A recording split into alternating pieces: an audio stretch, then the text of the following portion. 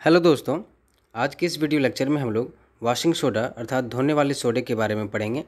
पिछले video lecture में हम लोगों ने बेकिंग सोडा अर्थात कुकिंग सोडा के बारे में पढ़ा था, उसके प्रिपरेशन, उसके प्रॉपर्टीज़ और उसके एप्लीकेशंस को देखा था।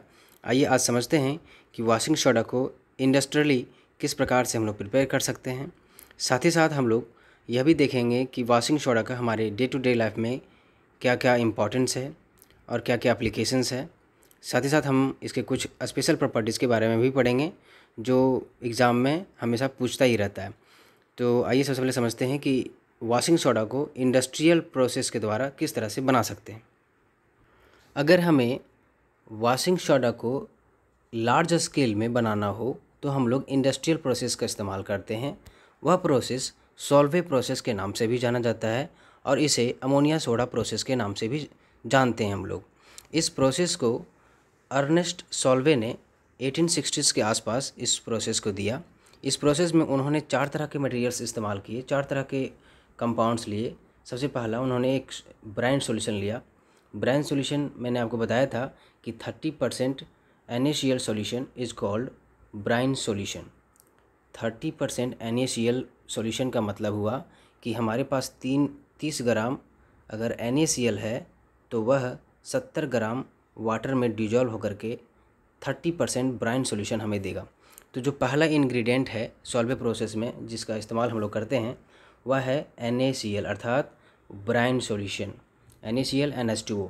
दूसरा जो हमारे पास इंग्रेडिएंट है वह होता है अमोनिया गैस और तीसरा जो होता है वह होता है कार्बन डाइऑक्साइड गैस और चौथा तो आप जानते ही हैं वाटर है ही मौजूद यहाँ पे। ये जो CO2 गैस है वो हमें CaCO3 कैल्शियम कार्बोनेट को हीट करने से प्राप्त होती है। तो जनरली जो CO2 है वो हमें कहाँ से मिल रहा है? कैल्शियम कार्बोनेट को हीट करने से मिलता है। ये चारों के चारों जो प्रोडक्ट आप चारों के चारों जो आप ये रिएक्टेंट्स देख रहे हैं ये आपस में रिएक्ट करते हैं और हमें सोडियम बाइकार्बोनेट देते हैं। साथ ही साथ हमें अमोनियम क्लोराइड भी प्राप्त होता है। इसी सोडियम बाइकार्बोनेट का यूज करके हम लोग सोडियम कार्बोनेट को प्रिपेयर करते हैं और फिर उसका क्रिस्टलाइजेशन करा करके हम लोग वॉशिंग सोडा का प्रिपरेशन करते हैं।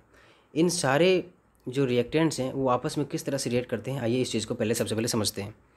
हमारे पास अमोनिया गैस है और वाटर भी है। तो अमोनिया और वाटर चूँकि ये स्लाइटली बेसिक नेचर का अमोनिया होता है तो ये एक बेस हमें देगा NH4OH अमोनियम हाइड्रोक्साइड वाटर से रिएक्ट करके। उसी तरह से हमारे पास CO2 गैस थी जो कैल्शियम कार्बोनेट से आई थी। जब वह वाटर से रिएक्ट करेगी तो हमें एक एसिड देगी H2CO3 कार्बोनिक एसिड देगी। चूँकि ये हम लोग नॉन मेटल का ऑक्साइड लिए हैं तो नॉन मेटल का ऑक्साइड वाटर में डिजॉल्व होने पर हमें एसिड देते हैं।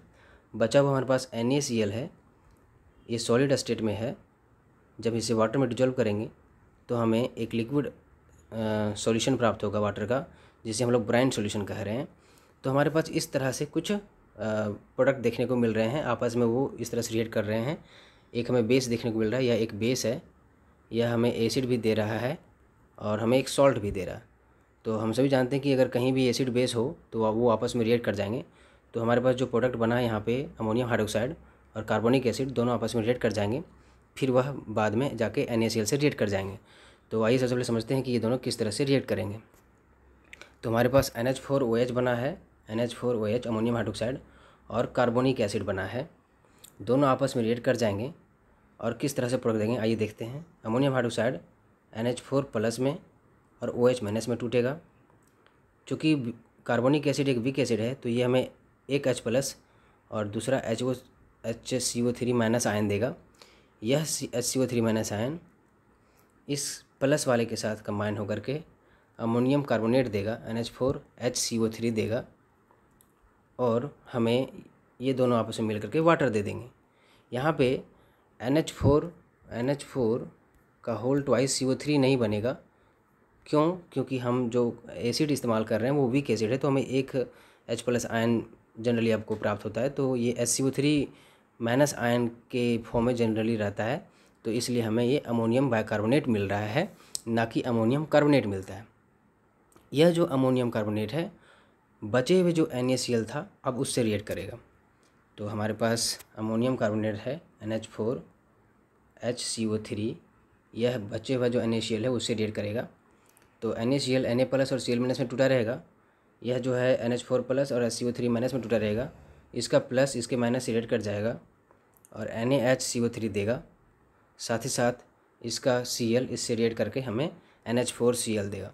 तो इस तरह से हम लोगों ने क्या देखा कि 4 जो हमारे पास रिएक्टेंट्स थे, NaCl, ammonia, water and CO2, ये चारों के चारों मिल करके हमें क्या दिए, सोडियम बाइकार्बोनेट और NH4Cl। तो पहला स्टेप तो हमारा यही है कि हम लोगों को चारों के चारों जो रिएक्टेंट्स हैं NaCl, CO2, अमोनिया और वाटर, चारों रिएक्टेंट मिल करके हमें सोडियम बाइकार्बोनेट और अमोनियम क्लोराइड दिए। अब इसके बाद यहाँ पे हमें दूसरा स्टेप देखना है। दूसरा स्टेप देखने से पहले मैं आपको बताना चाहूँगा कि हमारा जो CO2 है वह हमारा कैल्शियम कार्बोनेट से आता है। कैल्शियम कार्बोनेट को स्ट्रॉन्गली ज़्यादा हीट देने पर, बहुत ज़्यादा हीट देने पर यह CO2 में टूट जाएगा और कैल्शियम ऑक्साइड भी हमें देगा। इस CO2 का इस्तेमाल तो यहाँ पे आपने सॉल्वर प्रोसेस में देखा कि हो गया। ये CaO बाय प्रोडक्ट के रूप में यह फिर से अमोनियम क्लोराइड का सेपरेट करके हमें कैल्शियम क्लोराइड भी देगा। ये जो CaO है आप देख सकते हैं यहाँ पे, CaO जो है वो अमोनियम क्लोराइड से रिएक्ट करके हमें अमोनिया फिर से दे रहा है और CaCl2 भी बन रही है जो कि बाय प्रोडक्ट के रूप में है और वाटर हमें फिर से देखने को मिल रहा है।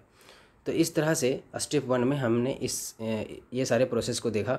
स्टेप 1 जो हुआ हमारा सॉल्वर प्रोसेस का, वह हुआ फॉर्मेशन ऑफ सोडियम बाइकार्बोनेट और अमोनियम क्लोराइड। स्टेप 2 में हम लोग क्या करते हैं, स्टेप 2 में हमारे पास जो अमोनियम कार्बोनेट है, अमोनियम क्लोराइड और जो हमारे पास सोडियम हाइड्रोक्साइड है, ये जो हमारे पास सोडियम हाइड्रोक्साइड है, इसे जब हम लोग हीट करते हैं तो हमें Na2CO3 सोडियम कार्बोनेट, साथ ही साथ हमें वाटर और CO2 भी मिलती है। यह जो सोडियम कार्बोनेट है इसे ही हम लोग सोडा ऐश के नाम से जानते हैं। यह हमारा वॉशिंग सोडा नहीं बल्कि सोडा ऐश है। जब हम स्टेप 3 में इसका क्रिस्टलाइजेशन कराएंगे, स्टेप 3 जो हमारा रहेगा वह रहेगा जो सोडियम कार्बोनेट हमारा बन गया है उसको क्रिस्टलाइजेशन कराना। क्रिस्टलाइजेशन प्रोसेस क्या होता है हम लोग नेक्स्ट वीडियो में, अगले वीडियो में पढ़ेंगे कि क्रिस्टलाइजेशन किस तरह से करा करके हम लोग किसी भी मटेरियल का, किसी भी सब्सटेंस का क्रिस्टल्स प्राप्त करते हैं। तो क्रिस्टलाइजेशन प्रोसेस में हम लोग सोडियम कार्बोनेट का क्रिस्टलाइजेशन कराएंगे, अर्थात इसको वाटर से पहले ट्रीट कराएंगे, उसके बाद स्ट्रांगली हीट करेंगे, फिर उसको कूल करेंगे तो क्रिस्टल्स हमें मिलेंगे। और इस दरमियान जो हमारा सोडियम कार्बोनेट है वो 10H2O मॉलिक्यूल को अपने क्रिस्टल स्ट्रक्चर में ले लेगा और हमें Na2CO3 इंटू 10H2O देगा। ये 10H2O जो है इंटू 10H2O, यह जो 10H2O है वह वाटर ऑफ क्रिस्टलाइजेशन के नाम से जाना जाता है, अर्थात क्रिस्टलन का जल कहलाता है। यह जो सोडियम कार्बोनेट है या सोडा ऐश है उसने 10 ही H2O मॉलिक्यूल को पी लिया। उसे हम लोग नेक्स्ट आगे वीडियो में देखेंगे। तो जो हमारा जो सोडियम कार्बोनेट बना था उसने 10 वाटर मॉलिक्यूल्स को लेकर के Na2CO3 इंटू 10H2O अर्थात सोडियम कार्बोनेट डेकाहाइड्रेट के रूप में, क्रिस्टल्स के रूप में हमें प्राप्त हो जाएगा। इसे ही हम लोग वॉशिंग सोडा के नाम से जानते हैं। तो 3 स्टेप में हमारा जो वॉशिंग सोडा है वह प्रिपेयर हो गया और हम लोगों ने देखा कि हम लोगों ने एक ब्रांड सॉल्यूशन का यूज़ करके वॉशिंग सोडा का प्रिपरेशन किया। अब नेक्स्ट हम लोग देखते हैं कि इसके क्या क्या प्रॉपर्टीज़ होते हैं वॉशिंग सोडा के। Washing soda white crystalline powder के जैसा होता है। यह शुरुआती में जब आपको दिखाई देगा तो यह आपको वाइट नज़र आएगा, लेकिन जैसे ही आप इसे अगर हीट करते हैं तो हीट करने से यह अपने वाटर मॉलिक्यूल्स को लूज़ करना शुरू हो जाएगा और इसका कलर जो है धीरे धीरे गायब होना शुरू हो जाएगा। उसी प्रकार से दूसरी प्रॉपर्टी की बात करते हैं तो अगर हम लोग वॉशिंग सोडा को एयर में रख देते हैं तो यह जो सोडियम कार्बोनेट डेकाहाइड्रेट जो है अर्थात जो हमारा वॉशिंग सोडा है वह अपने वाटर ऑफ क्रिस्टलाइजेशन को लूज कर देता है। Na2CO3 इंटू H2O 9 वाटर जो हैं वो क्रिस्टलाइजेशन के, वाटर ऑफ क्रिस्टलाइजेशन के, वो उसको रिमूव कर देता है एयर में रखने पर और यह हमें सोडियम कार्बोनेट मोनोहाइड्रेट देता है। तीसरी प्रॉपर्टी की बात करें तो यह वाटर में घुलने पर स्लाइटली अल्कलाइन नेचर का होता है, अर्थात वॉशिंग सोडा जो है वह अल्कलाइन नेचर का अर्थात बेसिक कैरेक्टर का होता है, अर्थात यह जो है वो रेड लिटमस को ब्लू लिटमस में कन्वर्ट करता है, पीएच इसका 7 से बड़ा होगा। उसी तरह से अगर वॉशिंग सोडा को हम लोग हीट करते हैं, washing soda Na2CO3 into 10H2O को हीट करते हैं, तो हीट करने पर तो यह अपने सारे के सारे वाटर ऑफ क्रिस्टलाइजेशन को लूज कर देगा और Na2CO3 बनाएगा। फर्दर इसे हीट करते हैं तो जनरली ये डिकम्पोज नहीं होता है। उसके बाद एक बात और मैं समझा दूँ कि Na2CO3 जो होता है वो इनसोल्यूबल होता है, और इस वजह से हम लोग Na2CO3 बना सकते हैं, लेकिन K2CO3 जो है उसका फॉर्मेशन नहीं कर सकते हैं सॉल्वे प्रोसेस के द्वारा, क्योंकि K2CO3 वो काफ़ी हद तक वाटर में सोल्यूबल हो जाता है, जिसकी वजह से इसका फॉर्मेशन नहीं हो पाता है। तो इस तरह से हम लोगों ने इसके प्रॉपर्टीज़ को देखा और इसके प्रिपरेशन को देखा। अब आइए समझते हैं कि इसके क्या क्या एप्लीकेशंस हैं हमारे डे टू डे लाइफ में। वॉशिंग सोडा का जो सबसे पहला उपयोग है वह हम लोग ग्लास इंडस्ट्रीज़ में, सोप इंडस्ट्रीज़ में और पेपर इंडस्ट्रीज़ में इनका काफ़ी ज़्यादा यूज है। दूसरा जो सबसे बड़ा यूज है इसका वह है सोडियम कंपाउंड जितने भी हैं, जैसे कि बोरेक्स Na2B4O7 इंटू 10H2O, यह बोरेक्स का फार्मूला है। बोरेक्स जो कि एक सोडियम कंपाउंड है, तो जितने भी सोडियम कंपाउंड्स हैं उनको प्रिपेयर करने में वॉशिंग सोडा का यूज काफ़ी हद तक किया जाता है। तीसरा जो सबसे बड़ा यूज है उसका है क्लींसिंग एजेंट की तरह काम करता है, जो कि यह कपड़ों को साफ़ करने में यह काफ़ी कारगर है, क्योंकि यह मिशेल फॉर्मेशन को अंजाम देता है। मिशेल्स का फॉर्मेशन होता है जिसकी वजह से कपड़े हमारे साफ़ हो जाते हैं। इस चीज़ को हम लोग आगे के चैप्टर में पढ़ेंगे कि मिशेल फॉर्मेशन किस तरह से होता है। वॉशिंग सोडा का जो चौथा यूज है वह काफ़ी बड़ा इम्पोर्टेंस रखता है, क्योंकि यह वाटर को सॉफ्ट करने में इस्तेमाल होता है, अर्थात यह वाटर सॉफ्टनर के रूप में भी इस्तेमाल किया जाता है। वाटर सॉफ्टनर किस तरह से वाटर के हार्डनेस को रिमूव करता है और उसे सॉफ्ट बनाता है, आइए इस चीज़ को देखते हैं। हम सभी जानते हैं कि वाटर में कैल्शियम और मैग्नीशियम के सॉल्ट्स मौजूद होते हैं, जिनकी वजह से उसमें हार्डनेस आती है। तो चूँकि हम लोग वॉशिंग सोडा इस्तेमाल कर रहे हैं, वॉशिंग सोडा में हमारे पास कार्बोनेट के आयन्स मौजूद हैं, तो ये कार्बोनेट के आयन उस कैल्शियम के जो आयन्स हैं उनसे रिएक्ट करके एक इनसोल्यूबल CaCO3 बना देगा, और इस तरह से उसका जो हार्डनेस है वह रिमूव हो जाएगा। अब आइए समझते हैं कि सोडा का मतलब क्या होता है। जो वर्ड सोडा है हमारे पास वह एक मिडिल लैटिन वर्ड से डराइव हुआ है, जिसका जनरली जो मीनिंग होता है वह होता है उस तरह के प्लांट्स से जो ग्रो करते हैं सॉल्ट सॉल्युबल्स में।